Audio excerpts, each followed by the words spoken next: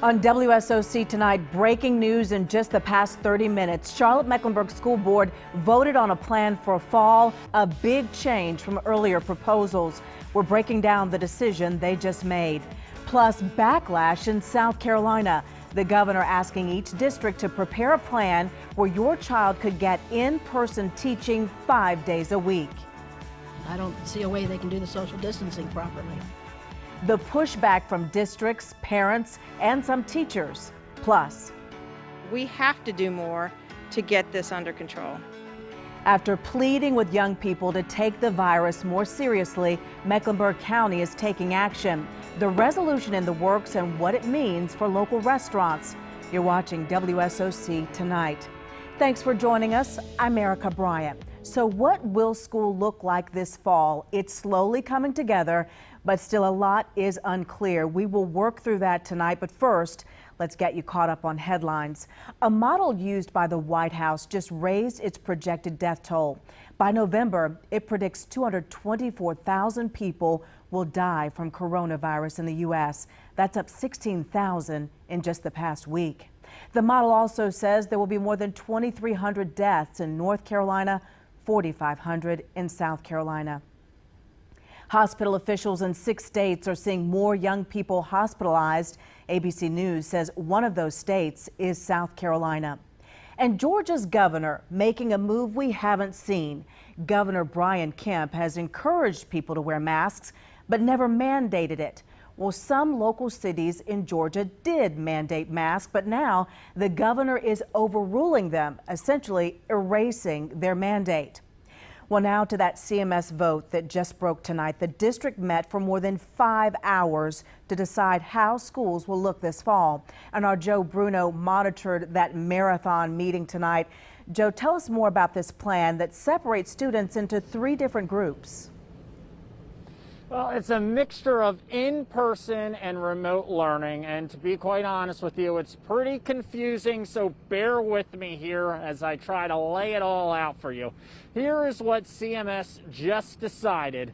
They're going to break students into 3 groups. For the first 2 weeks of school, Group A would go to school Monday through Wednesday. Group B would go to school Thursday and Friday, and Monday and Tuesday of week 2. Group C would go to school Wednesday through Friday of week 2. Starting week 3, all students will learn remotely indefinitely.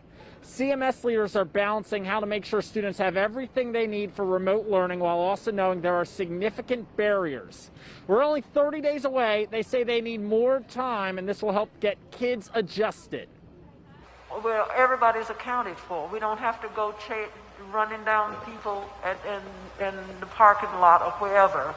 They come to school, they get their equipment, they meet their teacher, they establish that relationship with that teacher, and then they cycle through. Now they know how remote works. If they don't understand it, they can sit down with the teacher and work through it.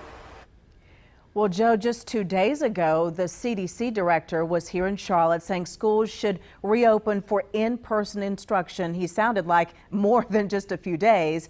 So how did CMS officials really balance what he said with what they've decided here? Well, CMS leaders heard from a ton of experts at this meeting tonight. This meeting kept going on, and they heard from a lot of different people with expertise in this field. One of those people was Gibby Harris, the county health director, who reiterated what Dr. Robert Redfield of the CDC said.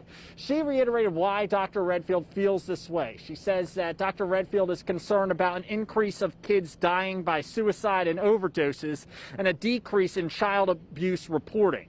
Dr. Catherine Olmstead, a pediatrician at Novant, also addressed the board, saying that the science right now is showing kids aren't spreading the virus to adults, and if children do get COVID-19, their symptoms are almost always mild. With that in mind, some leaders tried but ultimately failed in their attempt to get kids back in school for more than 3 or 4 days. We are not at a zero risk. Whether we're in school or not, there are risks that our children face.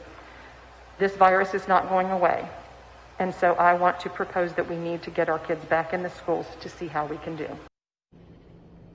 Dr. Olmsted also provided the board with some eye-catching stats, including 15,000 kids being tested for COVID-19 at Novant. Only 2,000 of them were positive, and of those 2,000, only 10 needed to be hospitalized, and only one of those 10 became critically ill, and that child had underlying health conditions. So to recap, there's going to be a few days of in-person instruction before everybody goes remote indefinitely.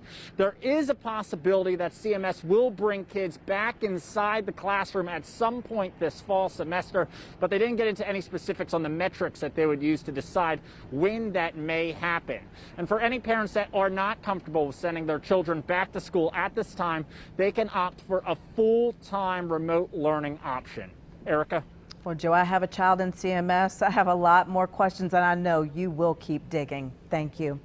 Well, a lot of what CMS decided tonight is centered around the state's requirement for reopening schools. Now, that includes requiring face coverings for all students K through 12, teachers and staff. Now, the state will provide 5 reusable masks for each person to help with that. Schools will also have to screen students every day, including doing temperature checks.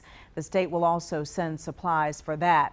Well, today we spoke to the president of the State Teachers Association, who shared some concerns.